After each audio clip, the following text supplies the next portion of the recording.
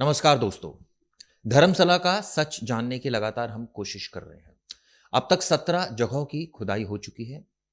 2 जगहों पर यानी साइट नंबर 6 और साइट नंबर 11 ए में अवशेष मिले हैं। इसकी जांच की जा रही, फॉरेंसिक से इसकी जांच चल रही है। क्या ये इंसानी अवशेष हैं, हड्डियां हैं या फिर जानवर की? इसकी तहकीकात लगातार की जा रही है। इस बीच आपको बता दूं, साइट नंबर 13 जहां पर ये कहा जा रहा था कि सबसे ज्यादा लाशें दफनाई गई हैं, ऐसा क्लेम सफाई कर्मचारी द्वारा किया जा रहा था, वहां की खुदाई का काम भी शुरू हो गया, लेकिन अभी तक वहां पर कुछ भी ऐसा नहीं मिला है। हालांकि वहां पर कुछ टेक्निकल इश्यूज हैं, वहां एक ट्रांसफार्मर है।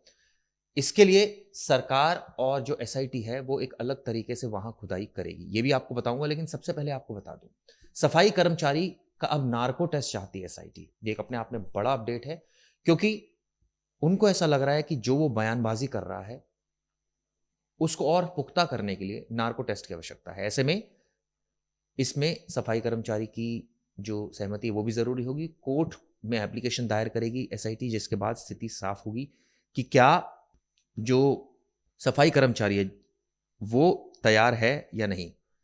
लेकिन फैसला ले लिया है एसआईटी ने। कई बातों पर यकीन नहीं हो रहा है और इसी वजह से नार्को टेस्ट की जरूरत है।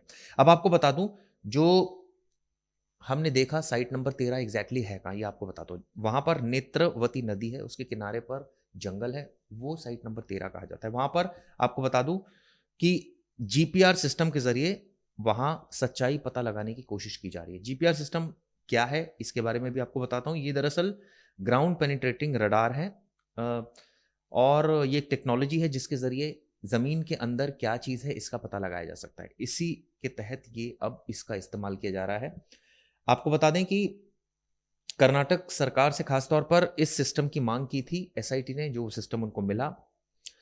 अब 16 साइट की खुदाई में हमने देखा कि काफ़ी दिक्कतों का उनको सामना करना पड़ा एसआईटी को। अब 17वीं की खुदाई चल रही है, तो ऐसे में अब इस सिस्टम के जरिए एग्जैक्ट उसी एरिया को, यानी कहा जाए 300 400 500 मीटर के एरिया को ही स्कैन किया जाएगा और उसके आधार पर ही खुदाई होगी, जिससे कि सच सामने आ सके। आपको बता दें कि मास बरियल की बात कही गई है साइट नंबर 13 पर, तो ऐसा हो सकता है कि वहां पर मिले, इस तरह की क्लेम किया गया है।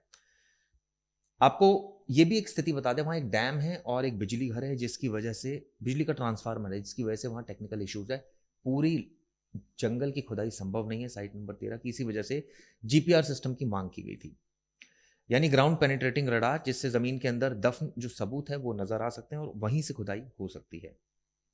ये काफ़ी अच्छी टेक्नोलॉजी है, तो इससे उम्मीद यही की जानी चाहिए कि इसका इस्तेमाल मंगलवार सुबह 11 बजे इसी टेक्नोलॉजी की मदद से पहली बार सर्च शुरू हुआ था। मंगलवार को भी शुरू हुआ, बुधवार को खुदाई हुई हल्की फुल्की, लेकिन अभी तक कुछ खास नहीं मिल पाया है। इससे पहले जो सतह थी उसकी घास काटी गई, उसके बाद इस सिस्टम का उपयोग किया गया, थोड़ी बहुत खुदाई की गई, लेकिन अभी तक कोई भी अवशेष वहां से नहीं मिला। हो सकता है आज खुदाई यानी गुरुवार को जारी रहे, कुछ और चीज़ें मिलें, ये अभी देखने वाली बात होगी। इसको लेकर अपडेट भी मैं आपको दूंगा, जो भी अपडेट होगा। इस बीच जो राष्ट्रीय मानव अधिकार आयोग है वो भी इस पूरे केस पर नज़र बनाए हुए हैं। आपको बता दें कि एसआईटी ने इस मामले में 2 अननेचुरल डेथ की रिपोर्ट दर्ज की थी। एक कंप्लेंट आई थी जयंत टी की तरफ से। इन तीनों कंप्लेंट्स के बेसिस पर एक और फ्रेश मुकदमा एसआईटी ने दर्ज किया था, जो जांच कर रही है। पहले लोकल पुलिस ने धर्मतरा पुलिस स्टेशन मामले की जांच कर रही है। ट्रस्ट ने तमाम सबूतों, तमाम जो उसके खिलाफ आरोप लगाए जा रहे हैं उनसे अपने आप को किनारे कर लिया। उनका कहना है कि उनका इस पूरे यानी धर्मशाला ट्रस्ट का ये जो लाशें उनसे कोई संबंध नहीं है, साफ साफ कह दिया है उन्होंने।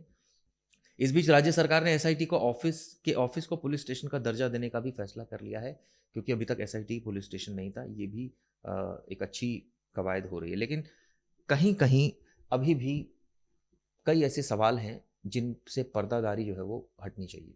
क्योंकि ये कहा जा रहा था कि